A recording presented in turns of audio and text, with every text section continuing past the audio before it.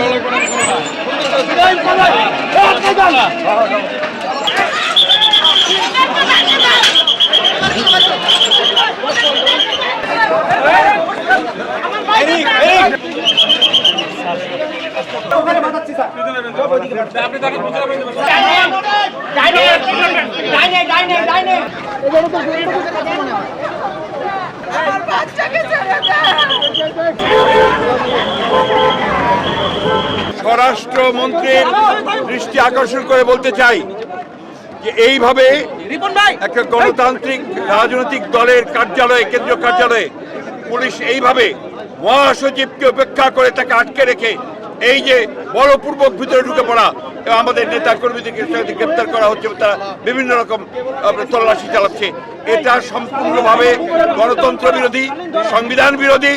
আমি তীব্র নিন্দা জানাচ্ছি এবং অবিলম্বে পুলিশ ফোর্সকে উইথড্র করার জন্য আমি আহ্বান জানাচ্ছি, দাবি জানাচ্ছি।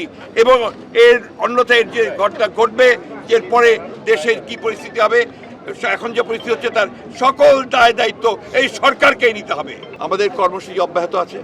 আমরা বারবার বলেছি যে আমরা শান্তিপূর্ণভাবে সমাবেশ করতে চাই, সেজন্য আমরা জায়গা চেয়েছি, জায়গা সব কিছু হলো তো কথাবার্তা হচ্ছিল, এর মধ্যে সরকারের সমস্ত কিছুকে বিরোধ করে দিয়ে আবার তারা এখানে শুরু করেছে এবং দেখেন একের পর এক তারা পুরাচ্ছে নিয়ে যাচ্ছে, এমন একটা পরিস্থিতি সৃষ্টি করেছে যে ভয়াবহ একটা পৈশাচিক একটা অবস্থা সৃষ্টি করেছে, ভীতিকর, উদ্বেগজনক, যা কোনো মতেই কাম্য নয়।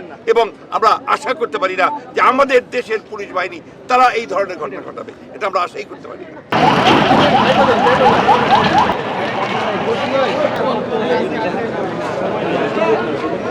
আমাদেরকে বারবার কথা দিয়েছে ডিএমপি কমিশনার এবং হোম মিনিস্টার যে আমরা শান্তিপূর্ণভাবে সমাধান করতে চাই এবং আজকেই আমরা পুলিশের কাছ থেকে, ডিএমপির কাছ থেকে একটা উত্তর পাবো এই আশা নিয়ে আমরা সবাইকে বসেছিলাম। কিন্তু দুর্ভাগ্য তারা ঠিক বিট্রায়াল করলো, উল্টো কাজটা করলো। তারা জনগণের শান্তিপূর্ণ আন্দোলনকে ব্যাহত করার জন্য তারা সশস্ত্রভাবে, জঘন্যভাবে কাজ করেছে। সংবাদ, ফিচার ও অনুষ্ঠানের জন্য ভিজিট করুন সংবাদ প্রকাশের ওয়েবসাইট এবং যুক্ত থাকুন ফেসবুক পেজ ও ইউটিউব চ্যানেলের সঙ্গে।